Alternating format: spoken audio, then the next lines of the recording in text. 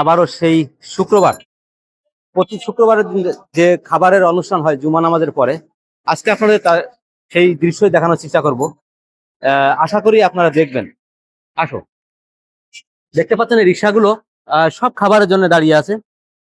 সবগুলো খাবারের জন্য দাঁড়িয়ে আছে।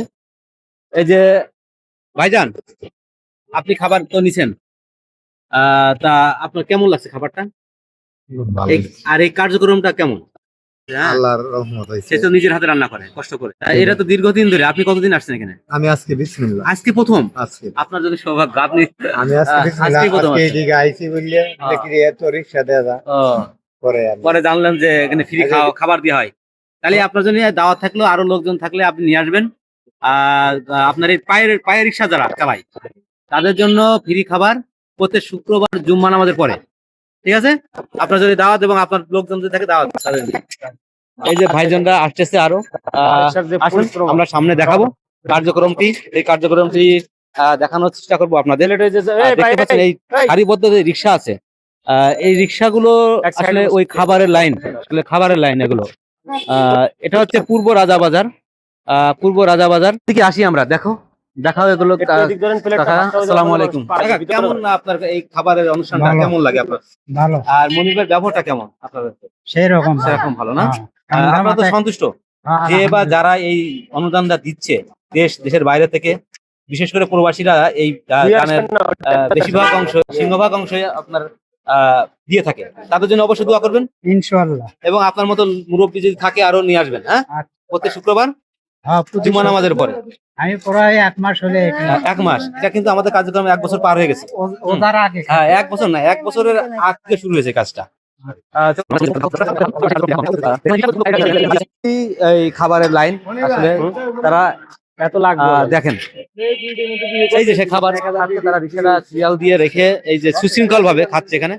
দেখতে পাচ্ছেন বন্ধুরা, আপনি করেন, এই যে ভিডিও করতে পারেন তো। এই যে আপনাদের কিছু সাক্ষাৎকার নিতে চাই। ভাই কেমন খাবারটা? খাবার দেওয়া হয়। জি আলহামদুলিল্লাহ ভালো।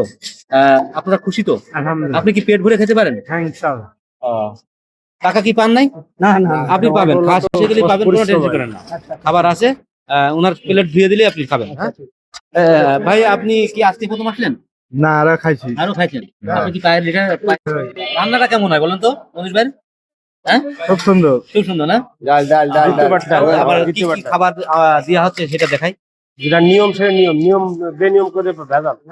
সবাই খাইছেন ভাই? খাবারের খাবেন না? খাবারের জায়গায় চলে আসছি আমরা। দেখতে পাচ্ছেন খাবারটি মুরগির মাংস যে দেখতে পাচ্ছেন নিজের হাতে মনির ভাই রান্না করে। মনির ভাই, জি ভাই, কেমন সাপোর্ট পাচ্ছেন আপনি? ভাই আল্লাহর রহমতে আমাদের দিন দিন লোক বাড়তেছে এবং মানুষের সহযোগিতা কেমন সাপোর্ট পাচ্ছেন? ইনশাআল্লাহ লোকও বাড়তেছে, মানুষের সহযোগিতা বাড়তেছে। এটা একটা আল্লাহর রহমত আমি মনে করি। তাহলে আজকে কি কি খাবার রাখছেন মেনুতে? আজকে ভাই আমার মুরগি আছে, মুরগির সাথে আলু, আর আছে ঘন ডাল। আপনি কি পাইছেন? ভাতটা তো এখনো কতজন গেছে এই পর্যন্ত এই যে আপনি ভিডিওতে মনে হয় প্রায় আপনার অর্ধেক চলে গেছে, অর্ধেক 70-80 জন হয়ে গেছে ইনশাআল্লাহ।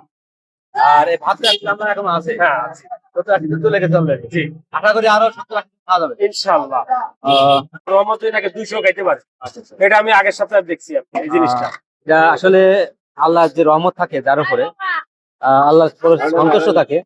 আর একটা মানুষ কিন্তু খাওয়াইতে পারে না, চাইলে খাওয়াইতে পারে না। আপনি চাইবেন যে আমাকে খাওয়াবেন, না, পারবেন না। উনি যদি কবুল না করে, উনি যদি আপনার দ্বারাই যদি কোনো কাজ না করায়, আপনি করতে পারবেন না। সাধুবাদ দিবেন এই মনির ভাইকে, সহযোগিতার হাত বাড়িয়ে মনির ভাই সহযোগিতার হাত বাড়িয়ে দেবেন এবং তাকে বুদ্ধি দিয়ে, জ্ঞান দিয়ে, যেভাবে হোক আপনার সাহায্য করার চেষ্টা করবেন। শুধু টাকা দিলেই সাহায্য হয় এমন না, আপনাদের যদি ভালো কোনো কিছু থাকে সেটাও দিতে পারেন। কি করা উচিত তা এই ভিডিও